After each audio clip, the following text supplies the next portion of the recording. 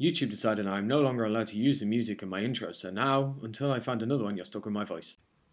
What is up, guys? This is Lintheo coming at you with an updated version of my Herald of Perfection deck profile for the format of April 1st, 2014. Apologies for kicking the camera.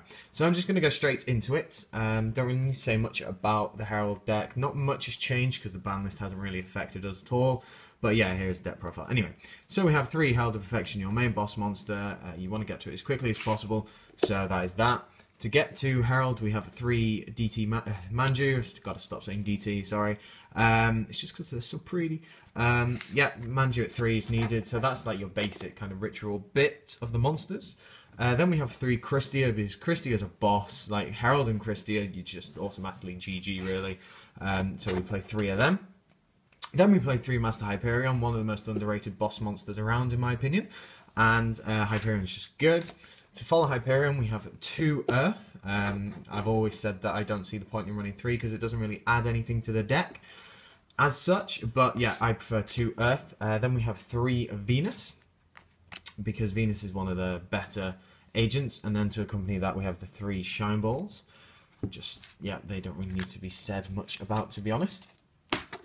So then we have the other normals for ARA. We have a Demise, Dark Witch, and Megami. So these 2 are just kind of standard needed if you want to make ARA live, and it is useful to do it, but they are both fairies as well. So then we have the 3 Herald of Orange. Herald of Orange is just so good. If you don't have that Herald of Perfection first turn, or they're going first, Orange just allows you to kind of catch your opponent off guard, and also set up the graveyard for Christia plays. It's also a tuner if you so need it. But yeah, Herald of Orange has saved my arse so many times. Then we have 2 Jalan Duo. Jalan Duo is kind of really one that no one expects at all. They'll go out, all out, and then attack into my face down, and yeah, Jalan Duo, you're doing nothing. So it's nice to stall. It's quite an interesting card to use, and I really do like it at 2. Then we have 2 Yaksha, because I don't like back row, so I'm going to keep bouncing it. The amount of time someone's done Shadow Imprison in Mirror on my Herald have been like, oh, okay, summon Yaksha, bounce it. Do you want to activate it? Yeah, negate. So it's just so good. And the fact that it's a Spirit as well, it bounces to my hand to keep giving me those negate options. And then the final one is 1 Honest, because everything is light. So then going on to the spells, we have 2 Advanced Ritual Art. Please, Konami, send this to 3, like seriously. No one uses it apart from like me. But yeah, Advanced Ritual Art is just so good. So yeah, it's needed at 2 because that's the main way to get Herald out in the deck. The other way is Dawn of the Herald. I'll occasionally take this out and then put it back in because I miss it. But in my opinion, it is needed. Then we have the 2 Preparational Rites. Just good cards. Search out the Herald and get the Advanced Ritual Art, or the, well, mainly the Advanced Ritual Art from Grave. And then we have the 2 Dark Factory Mass Reduction, because getting this +1 and 2 negations is just game breaking, and it will normally put your opponent in a very, very, very bad situation. And then finally we have the 3 Royal Decree. I was contemplating putting it at 2, but 3 is good. I won't normally set this without Herald on board or some form of protection, just because I want this to go off successfully and to lock my opponent down. So then going into the extra deck, we have 10 Synchros and 5 XEs. So we have 1 Stardust Dragon. We then have 1 Scrap Dragon. Scrap Dragon is just excellent.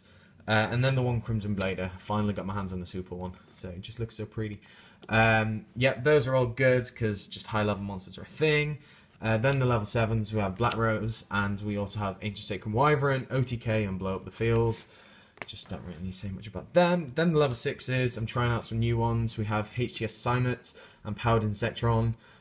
Working really well in case there's an annoying boss monster I want to get rid of, and just if I want to try and push for something. Yeah, if I don't have the Herald, I want to try and safely go off.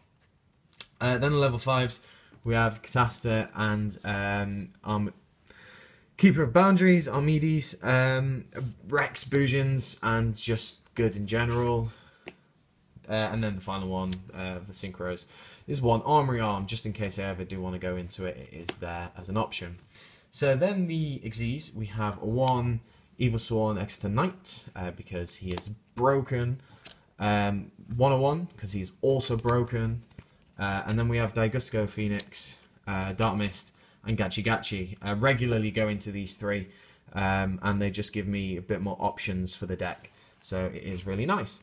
So that is it, guys. I hope you enjoyed the deck profile. As I said, it was only a very quick one. Not much has changed in the land of Herald. My extra deck has changed a bit. But other than that, it's all the same. Herald's good. Especially when artifacts come out, Herald is kind of going to rape them. So should be interesting. So, yeah, that's it, guys. Thank you very much for watching. Let me know down in the comment section below. Like, comment, subscribe, and I shall catch you guys later.